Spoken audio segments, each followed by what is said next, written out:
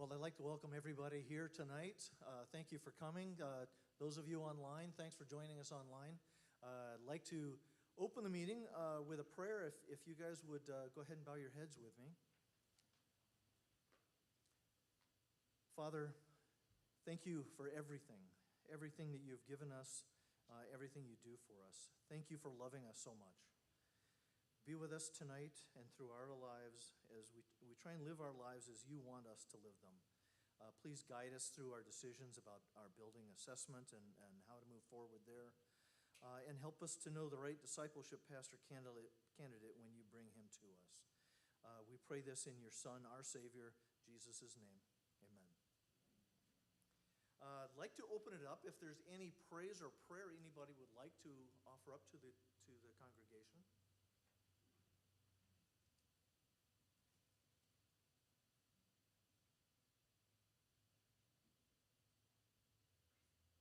Anyone?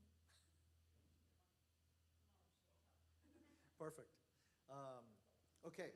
I'd like to call for a quorum. Do we have our 28 members, Judith? Yeah, just about 28, 29. Okay. Perfect. We're set.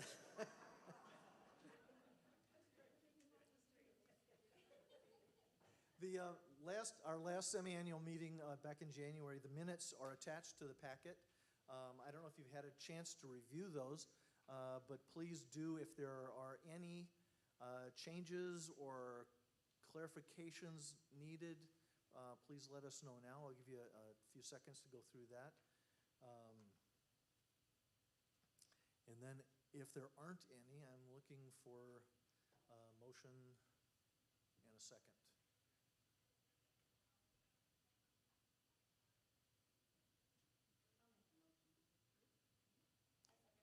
Okay, we have a motion. Tina and Jen, right? Tina, just for clarity, Tina Peterson was motion. Oh. Jenny Nosfish was second. Yep, sorry, thank you. Okay, and is there a motion to adopt the agenda as you have it in front of you? Okay, Bonnie Frankie, right? And yeah. Okay. Perfect. Thank you. And with that, we're going. Did somebody second it? Yes. Carol. Okay, yeah, sorry. I'm the only one taking notes back here. Oh, yeah, sorry. Guys.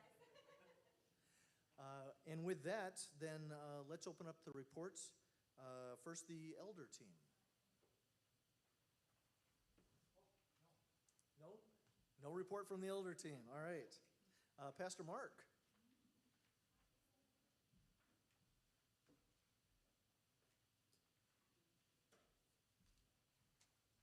Well, thanks for coming out tonight. We appreciate it.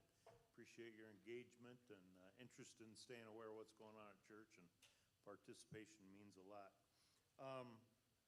I would have a report in print. I'm not going to read through it in its entirety or anything, but it's there for you to read as you like. Just a lot of great stuff happening these days. Just some things that I'm super grateful for. As I've been preaching through 1 Timothy, which speaks a lot about leadership, just looking at our church ministry team leadership, our elder board leadership, a couple of great candidates we've got in the elder and training program, and really seeing the teams that God has brought together in the building assessment team and the church process, the pastoral search process team. I'm just super grateful for the people that God has pulled together here, and both the experience of people who've been here a long time and for the fresh energy that new people are bringing to the congregation as well. And with that, just super thankful for everything that Ken's brought to us. Just thinking where we were at almost a year and a half ago when he arrived. And just, at that point we were hurting and grieving, and there was just a lot of challenges in front of us, and just seeing where we're at today and the Lord bringing new people week after week, and just a sense of expectation and anticipation is really exciting. So I'm just very thankful for that. And thankful for the staff that the Lord has brought on, just looking at the team of how much of a rebuild that we had, and seeing all the gifts and energy and enthusiasm. And did I mention youth that the Lord has brought? It's just been really great to see, and I'm just super thankful for that. Excited for just some of the summer ministry stuff that we got coming again this year. VBS back on the schedule, a junior high youth camp, senior high canoe trip, and just a whole bunch of outreach opportunities. And I hope you'll read through those. There's just a lot of opportunities for Calvary to get out and kind of publicly be in the community, serving and sharing the love of Christ and blessing the community. And I'd ask you to just keep Diana Pratt in prayer in particular. Pray for all of our ministry teams, but that outreach team is a reboot and a rebuild, and she brings a lot of great energy and a lot of great ideas. But just pray for that as we move forward, because as we have looked back over ministry over the years, a lot of times we've done well by growing when people came from other churches, maybe that were going through difficulty, or they're relocating here just because they want to live in Lakes Country. And we really want to pray about and work towards what it means for us to represent Christ well in a more evangelistic way that impact our family and friends and neighbors. So I'd ask you to keep that in prayer. Another way the Lord is adding to our numbers, just baby boom continues. And as you know, my wife is deeply involved in nursery, as in deeply, deeply involved in nursery. And if you're looking for a way to bless families and just serve the Lord by serving people, that's a great opportunity and a very real need. A couple other things I'm going to mention here, just in terms of prayer requested. Volunteers really in all of our ministry, but particularly children's ministry and youth, and particularly in starting new Bible studies. We've had some great momentum and traction in terms of Sunday morning adult class getting rolling now, and some of the specialty groups like Grief Share and some other things. So we're just super thankful for that. But as a church kind of grows in size, it's easier to kind of sit in tall grass and assume somebody else will step forward and initiate things or do things or sign up. And we just really need to pray for a spirit of people initiating a willingness to step up and step out in different areas of service. Is just huge. Obviously, prayer for a discipleship youth pastor. That's big. I think I pray every day for that.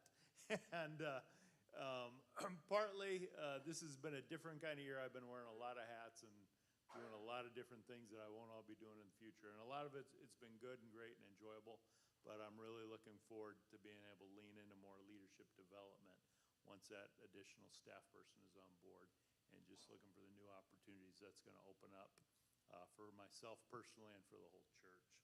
So as for your prayers on that, and just for planning, moving ahead, especially around areas for me of preaching schedule and leadership development, just really need to carve out some time and headspace to give some energy towards those two things. So I'd ask for your prayers for that. Grateful just for the team that God has built here, just for the way he continues to bring new people who are looking for a church home, or maybe looking more for that. Maybe they're looking for the Lord, and they're not sure what they're looking for, but they're coming through our doors pretty much every Sunday, every service, and wanting to reach out to them with the love of Christ, and with a real clear message, who Jesus is and what he's done. And especially as we go into a year, I remember Pastor Fred Martin from Bemidji saying, every 4 years in an election cycle, there'd be more anxiety, tension in the whole culture, and that would come to church. You could just count on it. Well, this year isn't going to be any different than that. And just thinking of the message that we have in Christ, that there is a God in heaven who reigns, who's good, who's got good news, whose Spirit's at work changing people's lives. And there may be a lot of anxiety out there. And I'm just really mindful this year of 2 Timothy 1, where Paul says, we have not been given a spirit of fear and timidity, but we've been given a spirit of course, now I'm blanking on it. We've been given a spirit of love and power and of self-discipline. And just to be able to have that and possess it for ourselves and then share that and communicate it to others is huge. And the other thing that I was particularly struck by is a lot of times it would be natural for us to pray for our own life and for our community and for our nation for things to go smooth, to be good. And that's understandable that we pray that way, but God doesn't necessarily need conditions to be smooth and good to get his work done. I had an opportunity this spring to speak with a guy who's involved in Free Church National Ministries crisis response in Ukraine. And you can imagine the ordeal that those churches and Christians have been through. And he was telling me about a Ukrainian pastor over there who, before the war, his congregation was running about 200 people. And today that same congregation is running over 1,000 people because people are desperate, because people absolutely need hope, and they need the Lord, and they need a sense of direction, and they need a sense of divine help in their life. And that kind of thing wouldn't happen when things are smooth. It happens when people are really confronted with their own vulnerability and the vulnerability of their society. And when that happens, in his experience, those churches are really thriving and blooming in a dynamic way under tremendous stress, under tremendous hardship. But God, coming back to what Paul wrote there, he hasn't given us a spirit of fear and timidity. Power and love and self-control, that's what he's given us. So that's what we run with. So thanks for being here tonight, and thanks for your engagement in ministries here. So. Thank you, Mark. Thank you very much. Pastor Ken.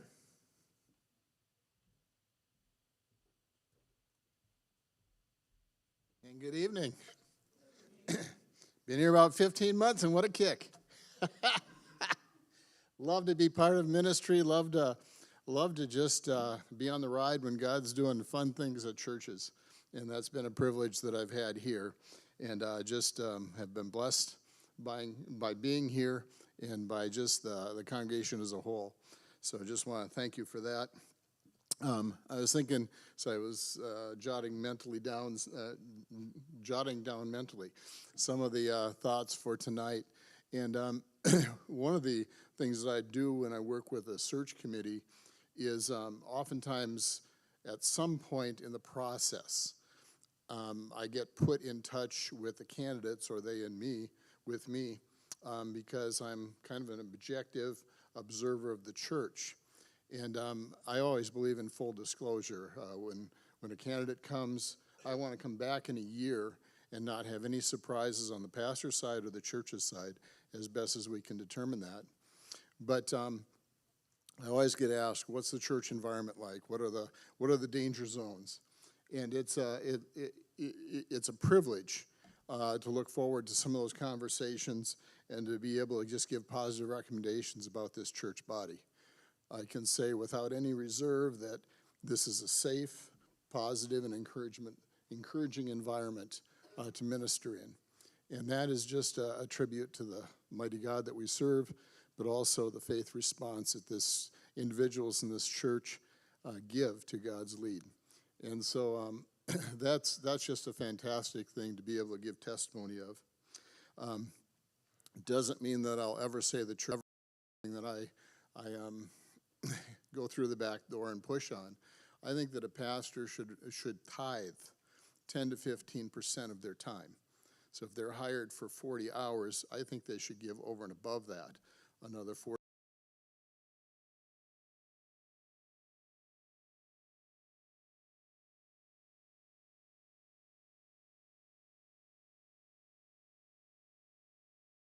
$16 to $25 a month.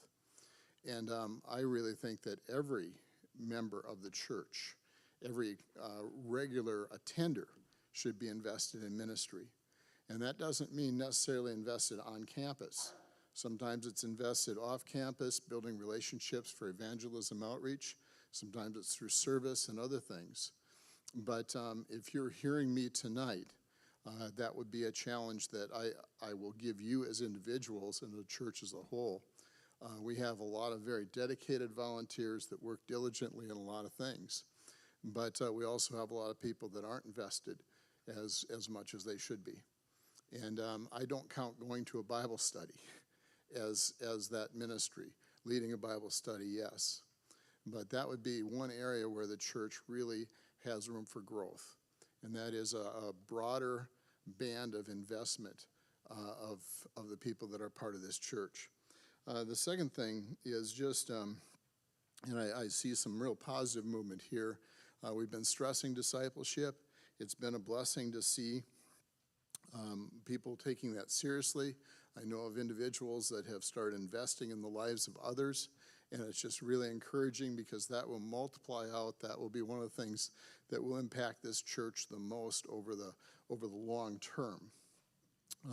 And if you have questions about discipleship, if you wonder who can I connect with to have them help me in my faith journey, or if you're looking to find somebody to be able to mentor, we can help you make those connections. But more importantly, God can.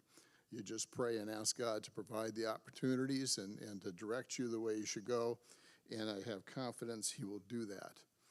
But there are two segments of the discipleship. One is the equipping, the training, the developing, and that I see advancing fairly well. The second is the outreach, because that's part of the Great Commission. Go and basically share Christ, make disciples. God really is the one that makes disciples, but be part of that process of bringing people to Christ and then train them. And I know the outreach team is moving forward with some things, but that doesn't bypass the individual joy and privilege of being part of that process in the lives of family and friends and coworkers.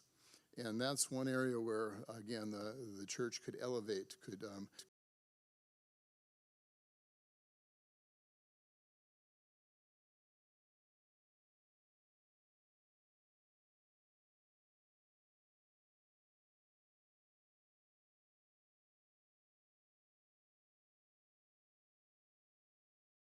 church. And just to be clear, I'm not pushing this. I'm not. That's just not part of what I do as interim. But this church has limitations in the parking, in the foyer area, in the bathrooms, and to improve in the kitchen. Some of those things are appropriate. But just as caution, the primary task of the church is to build disciples. The primary task of the individuals is to build the disciples. So whatever, Jim, whatever report you give tonight, whatever the church decides to do in the long term with regard to facility, just the challenge to don't lose the forest for the trees. The building is a means towards accomplishing the discipleship. We don't do the discipleship as a means to accomplish a building. But again, just as I said, a joy to serve here, and there's always areas where we can upgrade and elevate our game individually as a churches. Those are some of the things. But don't lose sight of just the confidence and the ability that I have without reserve to just commend this church and the individuals to potential candidates. And that's an exciting thing. That's God at work. Second part of the report, just it's kind of a personal note. When I was hired as interim lead. Just things needed to be, somebody had to take point for a season. And that role changed effectively coming into this year when Mark was moved from preaching pastor to lead pastor. And since that time, my role has been a little bit different. More of a support role, advisor, consultant, resourcing. And it's been a joy to transfer leadership. It's just so fun to just see stuff pile up on your desk. Well, I just take a nap.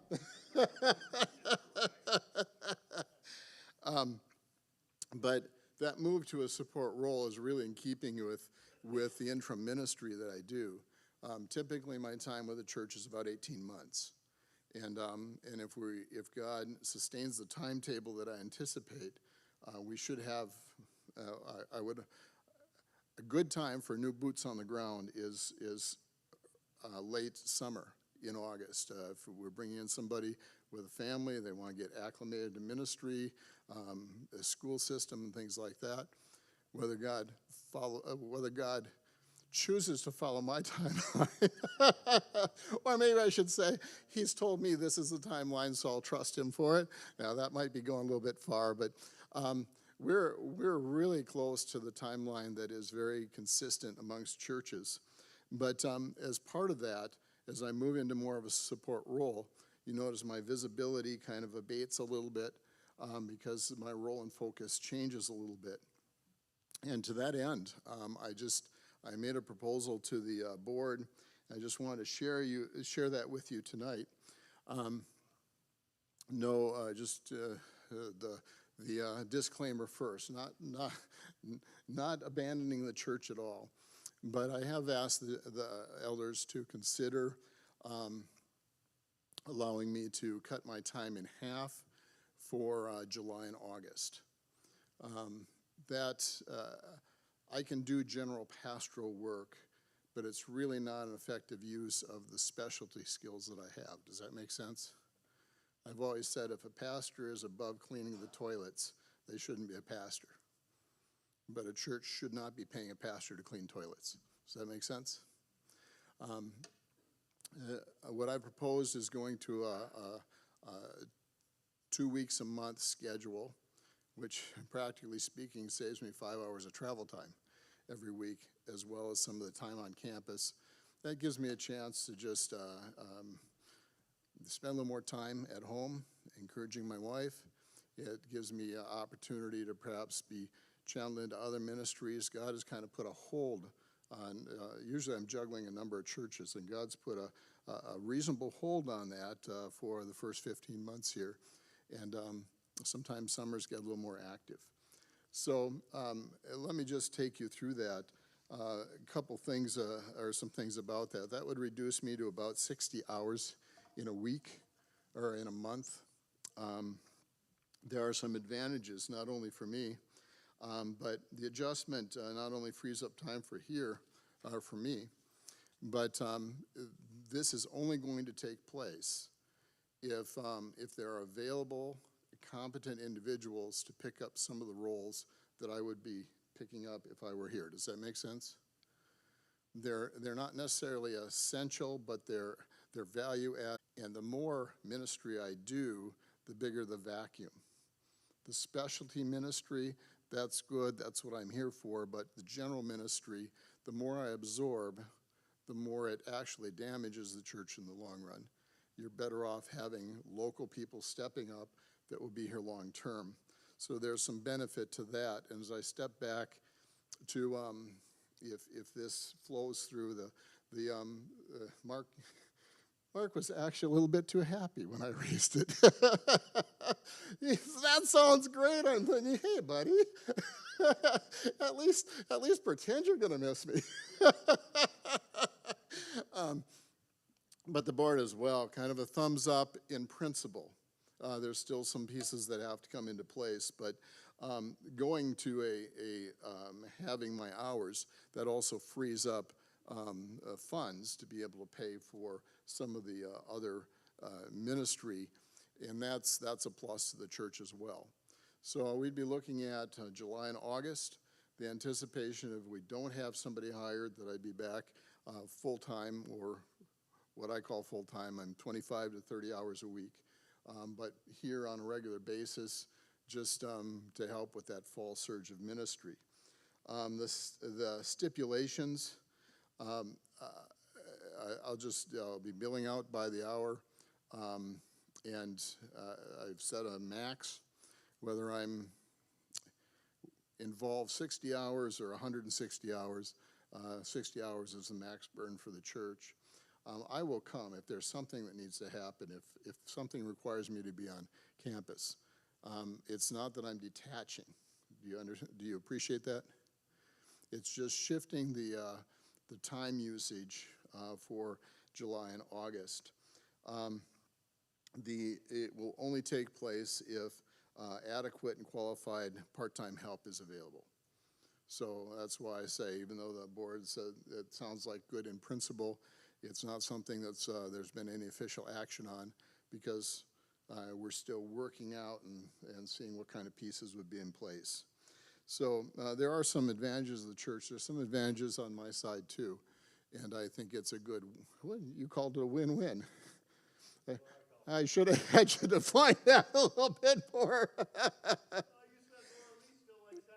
Yeah. Jokingly.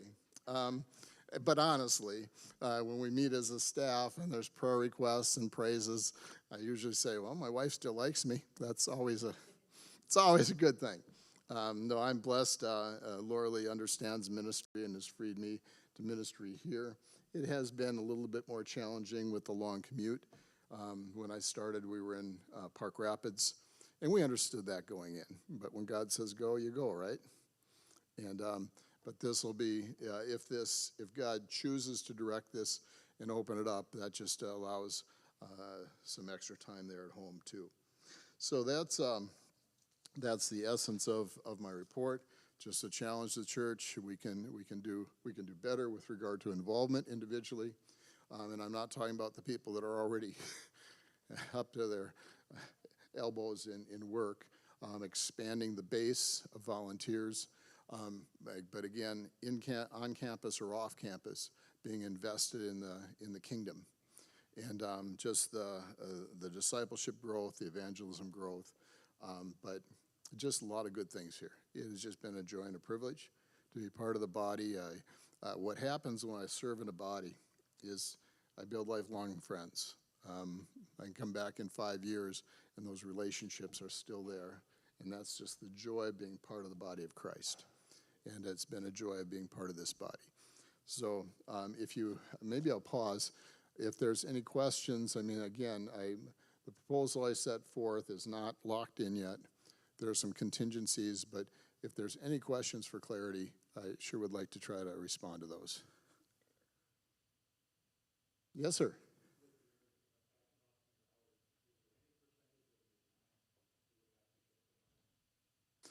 No.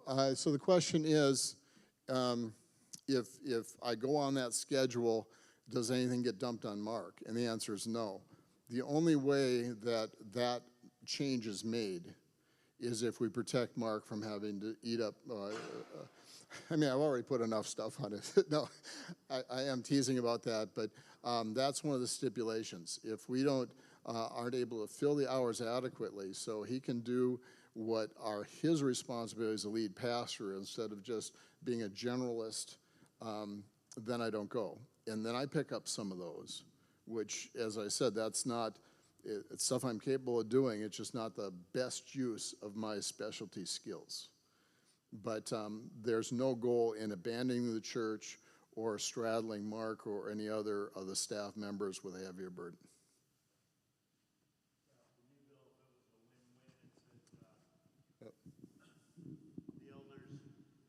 The elders had me put together a potential ministry menu for some part-time ministry staff here over the summer. So I did that, and the goal is actually some stuff will be coming off of my desk and going to part-time summer staff. Yeah. Thank you for the question. I want to make sure that's clear. It's not downloading onto him or any other staff member. It's shifting. Yeah, it should free up, actually. Yes, ma'am. I just had a question. Can you give us some kind of an idea what those things are? What will need the part-time people to do? Well, so Mark has the question is, what are some of those things? Mark has put together a list of stuff that I would call value added. And one of those things would be the VBS is coming up. Is a pastoral presence required? No, it's not. But it's nice to have a pastor there to greet people, to encourage, or somebody in the role of a pastor. So if, depending on who would come on at part-time, to have somebody there at VBS to be able to greet the guests, to be able to greet the new people and say hi. I mean, any one of the elders could do that because they're seen as co-pastors. But this would be hiring somebody part-time. That would be one example. I see it, and it's not on Mark's list, but to have somebody that's sitting in proximity to him to be able to carry out some things. Chris has been doing a lot of that as a church administrator, but as new ideas flow, just to have somebody there that doesn't put extra burden on Chris. But there's always room to be out visiting more people in the church. The elders do a great job of that, by the way. This elder group does great care to the body and to members and praying over them. But it just expands the ability to get more hours in towards things like that. So there's not, I mentioned VBS as an example. The list wasn't that specific. It was more general areas that it can bring value to the ministry here and in a way multiply him in his duties. Yeah. That's about the best I can do, is that? Yeah, Sarah, we had about 10 or 12 areas on it, I think. Different ministry areas, a lot of which I would maybe be wearing multiple hats, some of them as fast as I can. And the goal, we had a couple individuals in discussion with it, would want to find things that would be a good skill, gift, time match, depending on who would be available for that kind of thing. And just one clarification: it would be temporary hires. We're not looking at any long-term position. It's just in the summer season, people that would have some time available. Adequate? Okay. Any others? Not running away from you. It's just a temporary rearrangement of hours. Thank you. Thank you for your time and attention and your encouragement and support. Bill? Thanks, Ken. Yes, we will be missing you.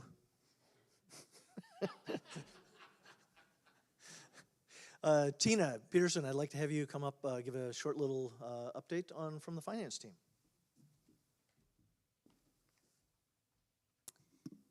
All right. Well, first of all, as always, I'm just so grateful for the generous hearts, the giving hearts here at Calvary. We've just been so blessed, and I continue to say it because it's still coming. I know God is up to something. By the way, he's worked through your hearts to bless us financially. I know something's around the corner, so I'm really excited about that. And you'll have to wait with me to find out what that is. So I have a short report. I just want to briefly tell you a short glimpse of where we're at. At the end of in our January meeting, I had said we hadn't closed out 2023 books yet. We were still computing. But we have closed those out.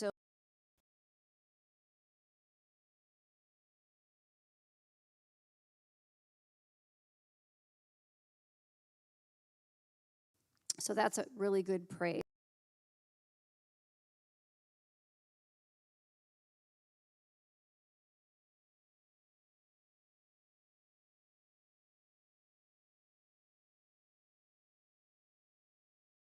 Some final decisions on that next week. So praise us for that. The budget was set at $655,500 at the end of the year. And this requires $54,600 a month of income for us. My dad used to say it doesn't sound bad if you say it fast, right? $54,625, right, is what we need. And to date, our income through the end of May is just a little over $245,000, and our expenses are even. So I'm happy to say we're in the black by $371. All right? $371, right? Yeah, blessings for that too. And, you know, there's certain times in each quarter that some large monies go out to missions, which we love, so that sometimes changes the way things look, just depending on what time it is to report. So, but we are ahead. So, I just want to give you a short report of some bank balances here, or just where we are in assets. But in total, we're about $496,000 in assets. That would be financial cash assets. And that might be monies that we have set aside for building, for operational expenses. It's in our general fund. There's bits and pieces that are set aside for our youth programs, our compassion ministries, and our global outreach. But just a little over $496,000. So praise us for that. See, I told you, God is up to something, right? And I hope you are as excited as I am because something good's around the corner. That's all I have. It's a short. Can I answer any questions for anybody? Oh, you're being too nice to me tonight. All right. Again, just thank you. Thank you, everyone here, everybody watching online, for your generous hearts. It's just, I don't know, it just blows me every way. Every meeting I have with my finance team, I'm just so grateful for all that you've done. And I know that we've been stewarding it well. So I'm excited about that. Scott, you weren't going to let me off the hook. Yes. The 490,000 in assets, what does that? Sure. I'm unclear on what that means. Sure. So in our bank accounts, okay, so that might mean, I'll give you a few ideas. Like we have $224,000 set aside for facility, whatever that ends up being in the long run. We've purposely set that aside because we know we need something in facility. We've put about $120,000 set aside for operational expenses if we need it. And there's money setting aside just in the general fund to pay bills, as well as there's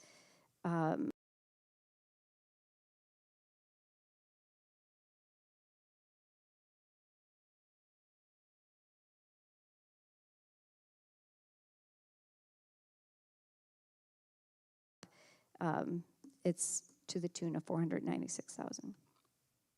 Then we also have building assets too. So, and those are, as I always love saying, debt-free, right? We have no debt. Praise God for that. Any other questions? All right, thank you.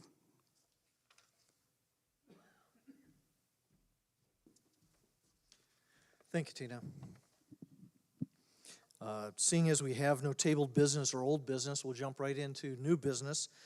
First thing we've got is the update on the pastor search committee and the work that we've been doing. And I have to say what an amazing team God put together to do this for us. Everybody in there is passionate, full of energy, full of joy, looking for the right person for God to bring to us. I need to thank Ken, because that specialty is very well appreciated by our group. So here's what we've got, and we can talk more about process if you want after this, but I wanted to make sure I got my thoughts out on this first. We have adopted a great process to help us find and review potential candidates for our discipleship pastor and youth pastor. We have reviewed a handful of candidates that we've chosen to pass on without having them go through our process for a number of reasons, but we knew through our prayerful consideration that they weren't the right candidates. We've moved several others through our first step in the process before eventually passing on them. The good news is we're currently looking at 3 more candidates and that are in the middle of the process right now that seem to match up really well with what we're looking for, checking a lot of the boxes that we've got for them to fill this position. And we hope to have them fully through the processes by mid to late July. So that's what I've got on that. Are there any questions about the process, how many steps, or what we do, or belief or their faith in a lot of different areas? just to get a good feel for who that person might be. The second, if they get past that first packet, then we send them a second packet, which gets even into more depth.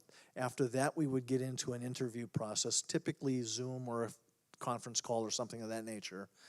Then we do a second interview with the candidate and his spouse, his wife, just to make sure that that married team is on board with everything we're looking to do. And then if they make it past that, then we bring them to you to vote on. That's all I've got. Any questions? Yes, April.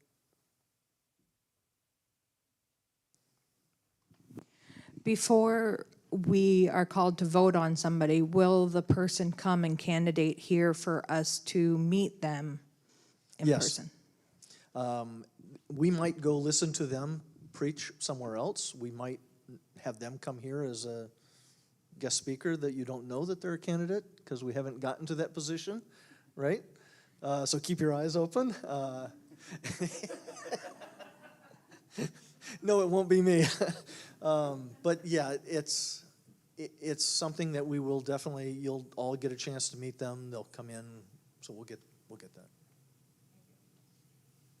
Yes, Courtney.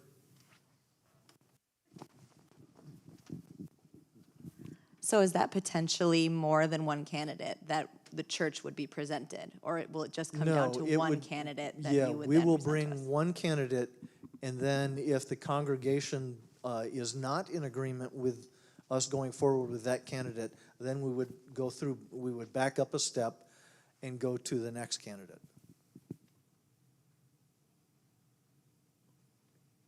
Yes, Bonnie.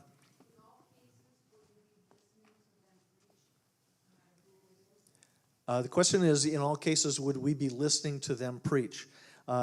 Actually, in several, we've already watched YouTube videos of them preaching. But that, yes, we want to get a complete and full picture. That's why it's not a, one-time pass-through, okay, you're the person. We want to go through that and make sure that they're the right person on all levels.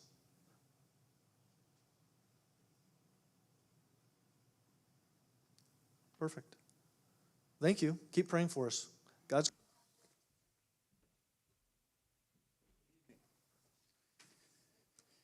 Well, we started boots on the ground, finally getting together as a committee here last Thursday. And some of the things we first did was review the questions and that we had from the May 5th meeting we had with kind of an open quorum. We wanted to make sure that we understood what everybody's concerns were if we couldn't answer those questions at the time. So we went through that first and foremost, and then we started on our process, which our process, just to kind of lay it out for you, is, we wanted to review what we had before the 2019 assessment, all the stuff, the work that had been done up to that point.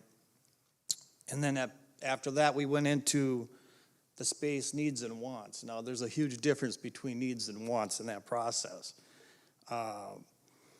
After doing that, we took a look at our space currently, how we're using it, what we could do differently, and then we looked at the assessment of what was listed. It was projected at one point of 2029, this is where we'd like to be, which was, I got to be honest with you, it was like 15,000 additional square foot, which is, if you look at what we currently have, we have 12,000 now, that would be over doubling the size. So when we look at needs and wants, it makes a difference. So with that process, that's kind of what starts, that's what drives the car, When you determine what you need for square footage, now we can determine septic system, water, sprinkler systems, all that stuff comes into play.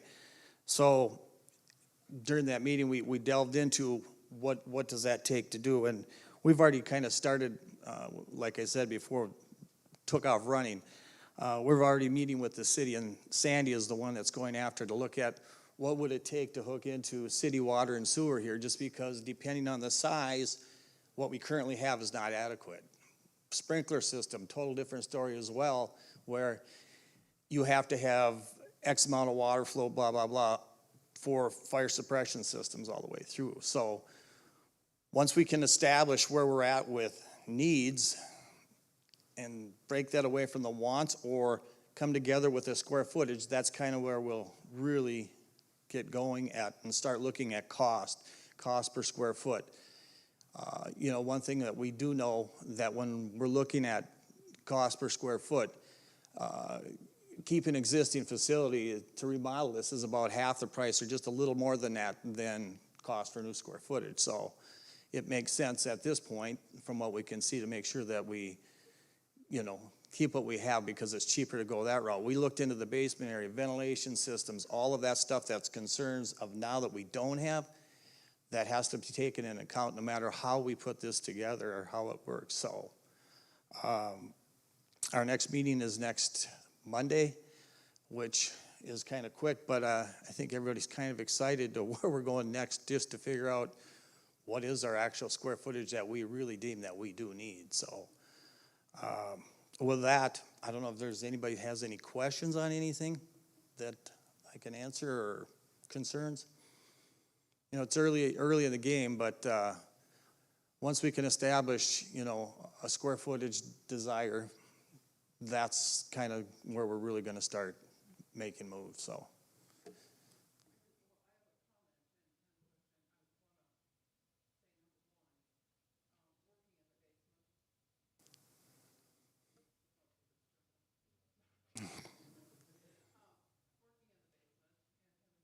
And in the library down there, the air quality down there, as you all know, I had COVID and was in for 24 days ICU.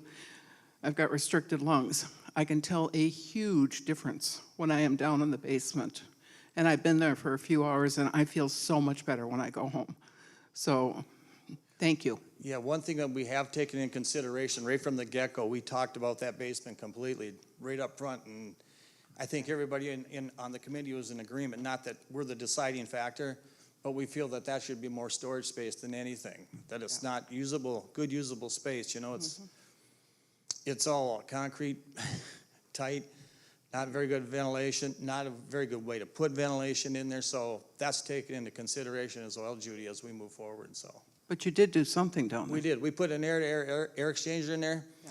Basically, that does, it puts in the required air for the larger amount of kids we'd have down there, or people. Based on that, we are now code compliant with that air quality.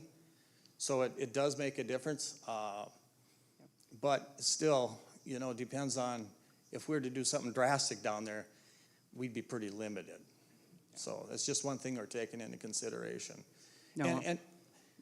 Yeah, I understand. In fact, I'm surprised that those classrooms were approved in 1988 when this was built without windows, so. That was pre-energy code, so it was, you know, that was satisfactory back then, you know, not anymore these days. And when we talk about square footage of everything here, once it's really determined what we need, we're also looking at the Faith House, the Hope House, you know, how do we utilize that? What do we do with that in the future? You know, a good example is, say we have to add on X amount, there's a requirement for how many parking spots for every people per se. And if that increases, you know, we're kind of limited where we're at. So we'd have to really look, was it across the street? Is it the right of way that we're looking at buying? You know, all of that comes into play. So there's a lot of moving parts in here. We're going to try to get our meeting minutes out after every time so everybody can kind of follow that. And if at any time you have a question, feel free to call or reach out to us so that we can look at those concerns as well, because there's a lot of stuff. Do they have any plans for that pole barn? Well, what we need to do first is identify what we really need for space, and we'll see how that ties into it. And then we'll look at what we have for space, what makes sense to do with that. Currently, we're in a bad situation there where we have a very low door going in there. It really handicaps us as far as putting vehicles in there because it's just not good. So, but it will be all looked at, Judy, in the process. So, is there a mold issue over there, or is it okay? In the pole barn? That I don't know for sure, because I don't know if anybody's ever done a study on that or anything. Okay. I would assume there might be, but just without knowing, I'd hate to say. Okay. So, April.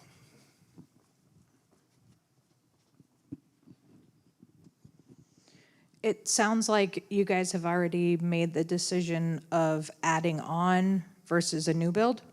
No. Is that what I'm hearing? No, we haven't made a decision on us, and that's not, we're not the group that does that, okay? What we're trying to do is just compare with those costs, what do we save if we do keep, right? Because it's, every dollar counts, but when you look at that cost with a good building that's still sound, that we'd have to do some updates on, it still makes, it makes sense to keep it. That's our recommendation. So that's the way we'll view it. So.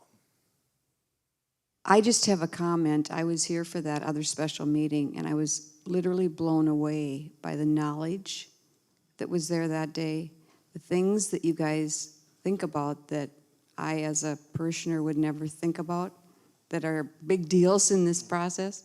So personally, I have a whole lot of faith in this team, and I thank you for what you've already done, and I think we're in really good hands.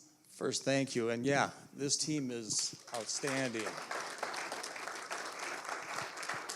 When you have a bunch of people that have been here for a while, understand the situation, then you bring in the new blood, the people that are in the construction world and understand cost per square foot and how this can happen and what we have to do. Wow. It makes it a lot easier than just relying on one person, to do the whole thing. And it's really interesting because the dynamics are there where everybody's excited to do something. So it's kind of exciting to move to the next meeting. And, we looked at it originally having these meetings maybe once a month or whatever, or when we needed it. But I think everybody kind of got into it. Last time we said, okay, let's do this in 2 weeks again. So we're kind of excited. So. I think the one point that might address your question, April, or somebody's question was, once we have a proposal, I think we're going to bring it to the congregation for a vote was the idea. So that way it's not everybody's making the decisions behind scenes. It'll be laid out for, here's the process, here's the proposal for the next steps. Correct. So yeah, it's not us making decisions, we're making recommendations to bring them forward, so. And then it gets a vote upon that. But it gets back into, too, though, is the needs and wants of everything. We've really got to shuffle through that to make sure we accomplish it. Like Mark was saying before in our last meeting, that, we don't really see all the needs in this room here. We've got a nursery, we've got kitchen areas, all of this here. And it's amazing when we added it up the other day, just those needs area was roughly 6,000 square feet. So, when you look at the needs versus the wants, we're gonna have to have some really good discussions to determine what that is, or or how do we figure that out, I should say. So, anything else? Okay, thank you guys.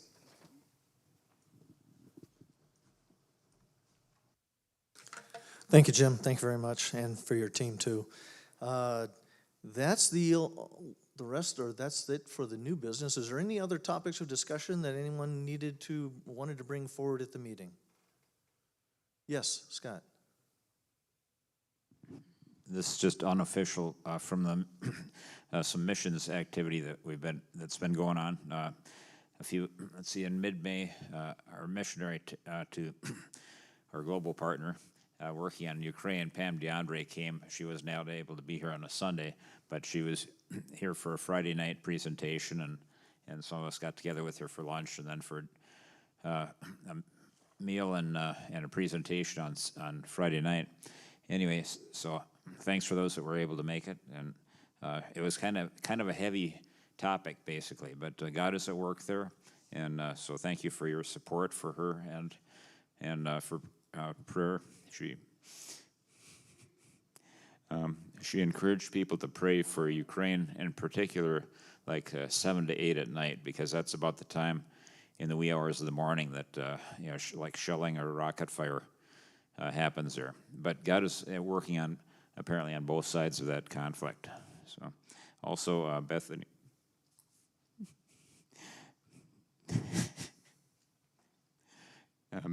Bethany and Victor are safely back in the U.S. And they'll be with us. And they'll be in West Virginia, visiting family and supporters there until about mid-July, and then they'll be spending time in Minnesota, like late July to late August. We're keeping up, but don't quit. Because in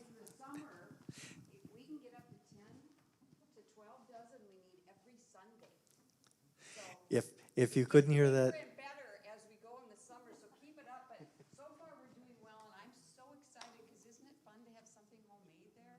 if you couldn't hear that at home, Bonnie Frankie was thanking all the bakers. You guys are doing a great job, and please keep it up. Yes, Sandy. Oh, coming.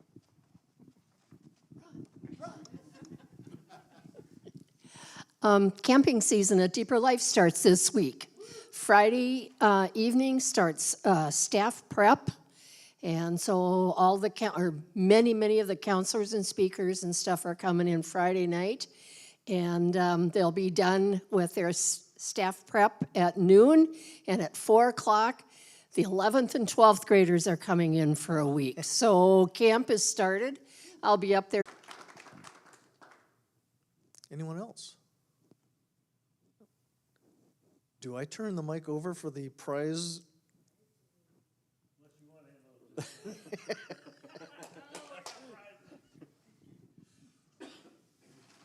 right.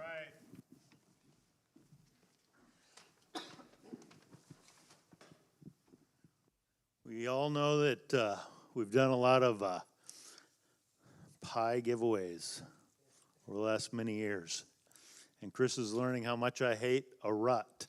So we're breaking out of routine and we're going with a summer theme. And Chris, if you want to draw out our first prize winner, we got some awesome choices here. I'm just excited about it. And I'll say who the number is. Okay, here you go. Number 7. Number 7. Can't be me. Linda Claude. Linda Claude. Okay, Linda, here's your options.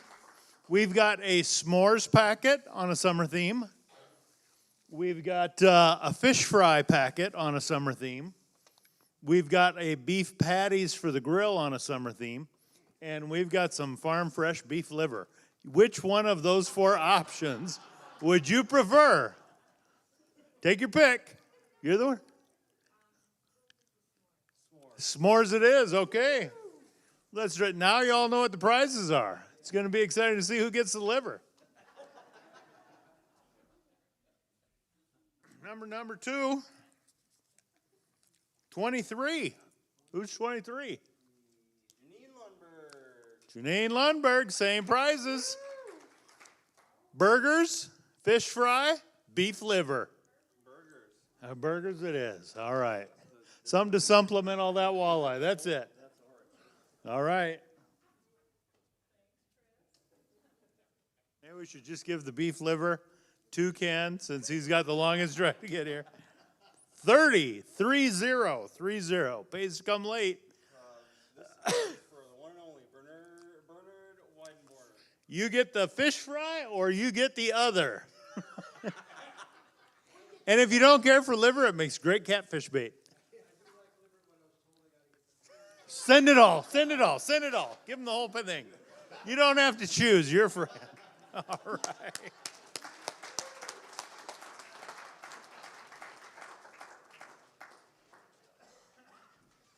Thank you, and thank you all for being here tonight, both here and at home. Do I have a motion to adjourn? And a second. All right, Sandy. All right. If you guys can bow with us, I'd like to close in prayer. Lord, thank you. Thank you for your love and the hope it gives us. You are an amazing God. Thank you for this church family that has such a strong passion to live in your word. Be with us as we struggle with our lives and help us always to remember that you are with us. We ask this in Jesus' name. Amen. Y'all have a great week.